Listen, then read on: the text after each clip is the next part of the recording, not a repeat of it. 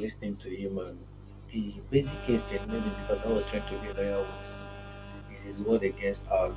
Because when you're taught in law, if there is no corroboration, then all is just hearsay. So, despite how pathetic what he's saying is, based on research that was conducted, which we know both international and local media.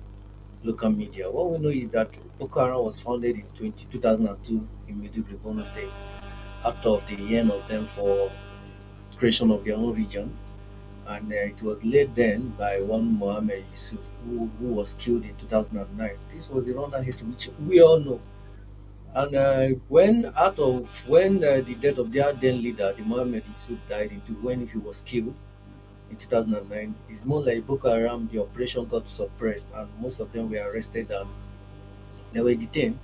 So as of 2010, I think, if I remember correctly, there was a prison break in those northeast, which led to after the prison break, they rejuvenated. It's more like the operation got reinforced. This led to the over almost 100 of schoolboys that were there. They killed by fire in 2014, and the abduction of the Chibok girls, over 200 in April 2014.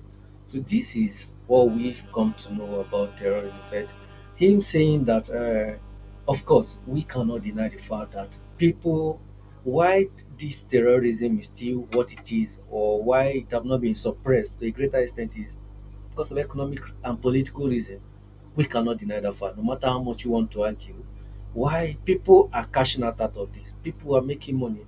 I got to learn of a man who is a known arm dealer, and they were saying that he makes so much. He is a military general, although he's still a hearsay. But out of just like this, out of every rumor, there must be atom of truth. They say those top military general or retired generals, they know how much they are cashing out because of the arm deals they are supplying both to the Nigerian military and sometimes to the insurgency group.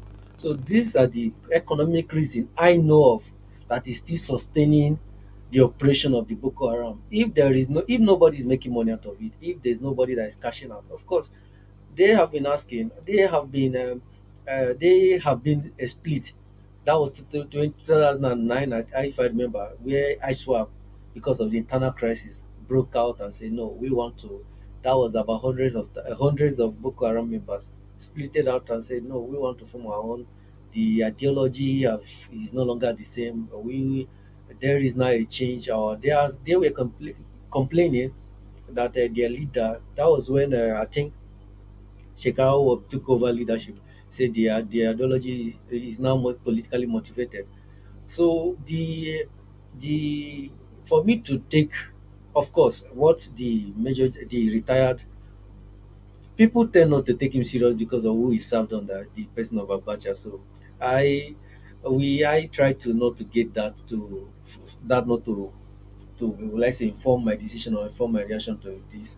But in as much as how pathetic what he's saying is, where although he said that the ambassador that was in the meeting with him was let go, but I am struggling to grasp it. Who will be going to?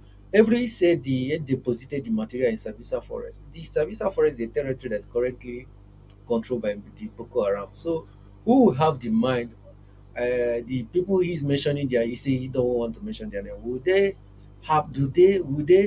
want to risk their life to go to that region now?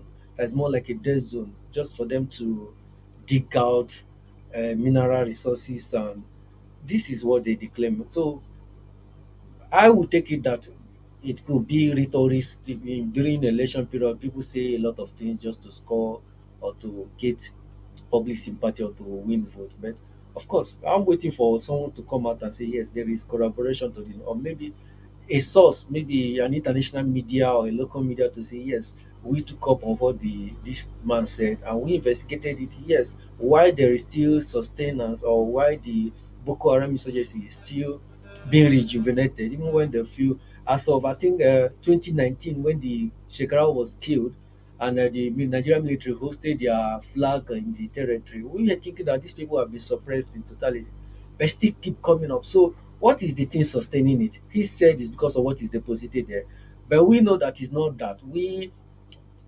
Commonsensically, we know that it's because of it's politically and economically motivated.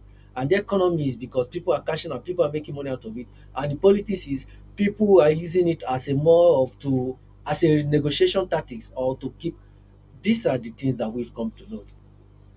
The creation of Boko Haram is speaking metaphorically in the sense that people create crisis to distract you people. As we are fighting, they are busy stealing your commonwealth. That is the point I think he was making when he said this thing dates back. Ibrahim, for you, what was your impression? What did you get from what he said? And uh, can you just connect with what he said? What's happening in Nigeria today and what he said? Can you connect to it? Yes, to some extent, it's justifiable what he said. Because Nigeria is an important country in the whole of Africa. Strategically, Nigeria has the power of uniting the whole of Africa. And when Africa is united, you know what it means. So I know all these superpower countries would not like Nigeria to just flourish like that. And you know the law of the survival of the fittest. They will make sure they suppress Nigeria and make sure that we are not growing as expected. I believe in this lens. And again, taking back to the initial stage where when Boko Haram was initiated, Boko Haram began a year after the Al Qaeda stuff at the Middle East. So Al Qaeda and the motive behind Al Qaeda and Boko Haram are like similar. They are political, but the larger scale, the thing they portray, the thing that they show to the whole world is they are religious group and they are political groups.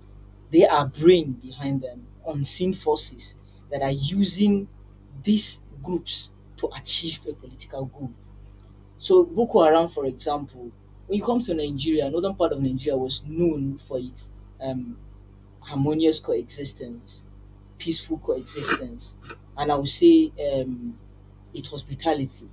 But after the emergence of the Boko Haram, everything was scattered. Everything was not no more in order like before. So we have to look at what caused the problem in the first stage. I think unemployment is part of the causes of the problem, and poverty rate in northern part of Nigeria, illiteracy rate in northern part of Nigeria is part of the thing that is contributing to this insurgency. Because going with the popular public parlance, an idle mind is a devil workshop. When you find someone that is not doing anything, it's easier for you to convince him and you own this type of ills. So for the government to solve the problem or connecting it with what he said, I would say international policy is beyond something that you can see with your naked eyes. It's something that has a lot of, you need to be there.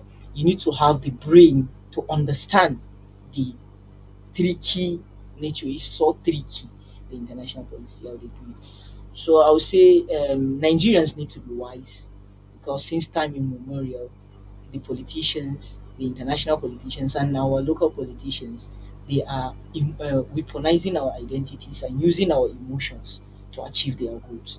So, at the fundamental level, we talk about our politicians. Then, at the global level, we talk about the international policy. How are they doing it? It's just the same game they are playing, the same game. So, Boko Haram fighting Boko Haram, the federal government has been fighting Boko Haram, but to me, the strategy they are taking is not the right way to quench that problem in the northeast.